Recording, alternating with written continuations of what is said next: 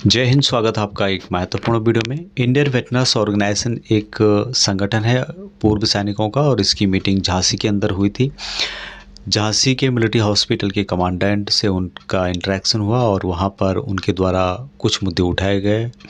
जो उसमें एक इम्पोर्टेंट मुद्दा था कि जो भी ईसीएचएस का मदर फादर का वैलिडेशन होता है उसके लिए पैन कार्ड की ज़रूरत पड़ती है, और जिनके भी मदर फादर बुज़ुर्ग हैं, काफ़ी एजड हैं, उन उस ज़माने में पैन कार्ड तो होता नहीं था, तो उनको पैन कार्ड के लिए काफ़ी समस्याओं का समाधान करना पड़ रहा है। उनके लिए बैंक अकाउंट खोलना पड़ेगा या इस तरह की काफ़ी समस्याएं आ रही हैं, क्योंकि वो लोग काफ़ी एजड हैं और उस टाइम न पैन कार्ड होता था, न उनको पढ़ना लिखना आता है।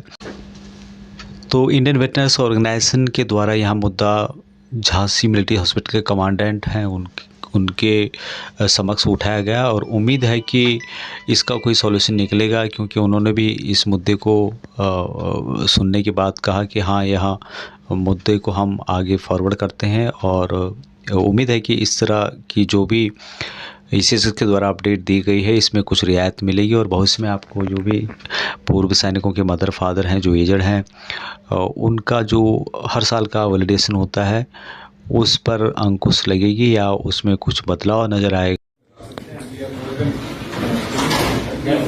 मैं सुधार जनक सिंह, मैं इंडियन ऑर्गेनाइजेशन के पूर्व सैनिकों का अध्यक्ष भी हूँ सर। यहाँ का पूर्व सैनिक संगठन का अध्यक्ष हूँ। स्टार्टिंग में मैं मिला था आपसे, मैं और प्रयाग जी दो लोग हम आपके ऑफिस में भी आए थे जब आप स्टार्टिंग में पोस्टिंग आए थे, और मुझे लगता है उस समय काफी समस्या हो गई थी, बीच में हम लोग के साथ दवाई नहीं मिल पा रही थी, बट आपने मुझे पूरा एसोसिएशन दिया था और दवाई मिल भी रही है पूरी, कोई दिक्कत नहीं है। इसके बाद मुझे मिलना नहीं पड़ा आपसे।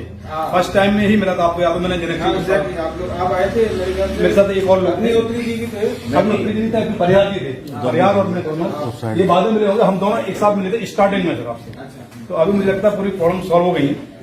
एक ही चीज है सर, जो जनरली प्रॉब्लम आ रही है हमारे वेटरन्स को, जैसे मदर है, मदर मान लो सर 70-80 ईयर्स की है। अब पहले तो उनका क्या था, ये रिन्यूअल नहीं होता था, क्या ईसीएचएस कार्ड रिन्यूअल नहीं होता था, अभी हर साल रिन्यूअल कर रहे हैं।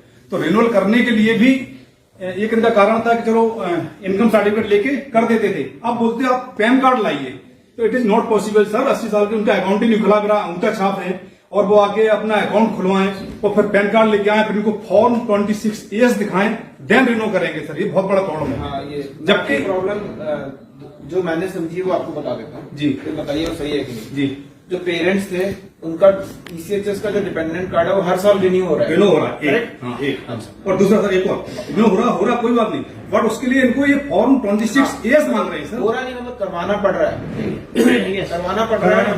जी, उस करवाने को पढ़ने में आपको बहुत दिक्कत आ रही है। जी, कौन सी बोल ही सकता सर, उनका अकाउंट बिना पढ़े लिखे भाई हमारी माता जी वगैरह इनके पास पैन कार्ड कहाँ होता है? जी, किसी का तो पैन कार्ड होता है, पढ़ी भी नहीं बेचारी, कहाँ से खाता खुलवाएंगे सर? तो वो सॉल्व होना चाहिए सर, क्योंकि इतना बड़ा पॉइंट मैंने नोट कर लिया है। जी, जी,